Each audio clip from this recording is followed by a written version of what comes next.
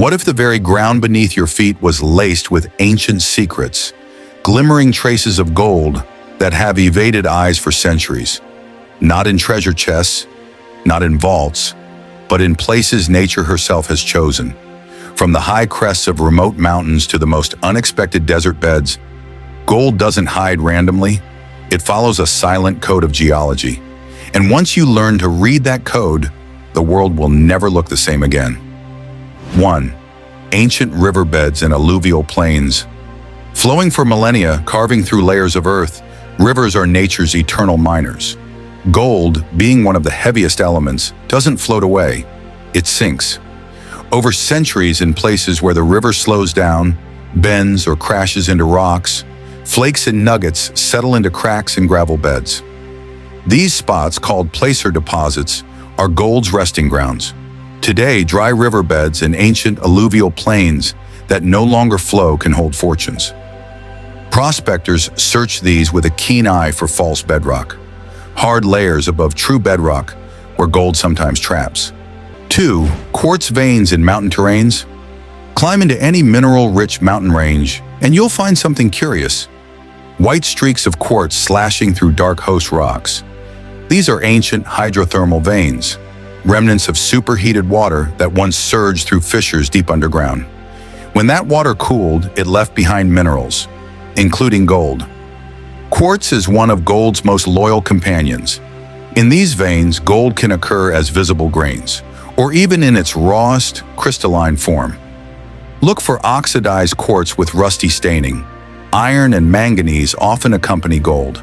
And remember, the messier and rougher the vein looks, the more it's worth inspecting. 3. Desert landscapes and dry washes. It might seem paradoxical, but deserts can be golden, literally. Flash floods and seasonal rains erode gold-bearing rocks and concentrate the particles in dry washes. The heavier the particle, the less distance it travels, settling into crevices, beneath boulders, and behind natural riffles. In places like the Mojave or Danakil, desert prospecting is a game of patience. You study the flow patterns, hunt for black sand indicators, and test sediment layers where nature did the hard work of separation for you. Always remember, gold moves only during water flow. In dry seasons, you're reading yesterday's storm. 4. Volcanic belts and geothermal zones. Where there's fire, there may be gold. Volcanic belts, with their hot springs, geysers, and mineral vents, are geological hotspots, quite literally, for gold deposition. Hydrothermal systems push gold-laden fluids into surrounding rocks. As they cool, gold precipitates out, forming epithermal veins. Many of the world's largest gold mines sit atop these ancient systems, from Nevada's Carlin Trend to the Rift Valley. If you spot sinter terraces, silica-cemented ground, or even rotten egg-smelling sulfur springs, you may be near a hidden vault forged by volcanic heat. 5. Glacial moraine fields and uplift zones. As glaciers grind across the earth, they scoop up everything: soil, rock, and gold. When they melt, they leave behind moraines, vast piles of glacial debris where gold can concentrate. Often overlooked by traditional prospectors, these fields may hold untouched deposits, especially where ancient mountain ranges once stood. Uplift zones, where tectonic forces have heaved old oceanic crust upward, can expose previously buried gold-rich formations. Look for sedimentary rocks with folded layers, thrust faults, and evidence of high-pressure metamorphism. Gold often rides these geological escalators to the surface. 6. Swamps, jungle streams, and tropical regions. Yes, even the greenest landscapes may cradle gold. In tropical regions, high rainfall and fast erosion means sediments are constantly on the move. Gold found here may be finer, but more abundant. Look for gravel bars in jungle rivers, spots where flow reduces, and black sand swirls. Ancient tropical terrains also host lateritic gold, formed by deep weathering of gold-bearing rocks. These laterites can be rich sources, especially in West Africa, in parts of South America. Even in dense canopy, gold leaves a quiet fingerprint. 7. Iron-stained terrains and Gaussian outcrops. One of nature's most overlooked clues? Iron staining. Oxidized iron gives rocks a rusty red or orange color, and it often indicates mineralization. To the untrained eye, it's just rust, but to a seasoned prospector, it's a spotlight. Gossans atop quartz veins or felsic intrusions? That's a potential jackpot. 8. Greenstone belts and ancient cratons. Some of Earth's oldest rocks hide some of its most valuable treasures. Greenstone belts, ancient volcanic and sedimentary sequences, are the backbone of gold mining in places like South Africa, Canada, and Australia. These belts formed billions of years ago, and over time have been subjected to intense heat, pressure, and mineralization. Finding gold here is a matter of geological reading. Look for banded iron formations, ultramafic flows, and contact zones between different rock types.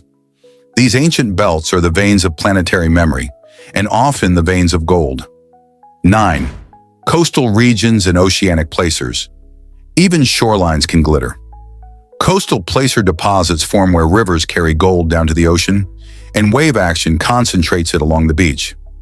In places like Nome, Alaska, beach mining is real and lucrative. Fine gold settles into heavy mineral layers, often visible as black streaks in beach sands. These oceanic placers are hard to mine, but the rewards are high. If you see garnet, magnetite, or heavy black sand collecting in wave troughs, it might be time to dig deeper. Literally. 10.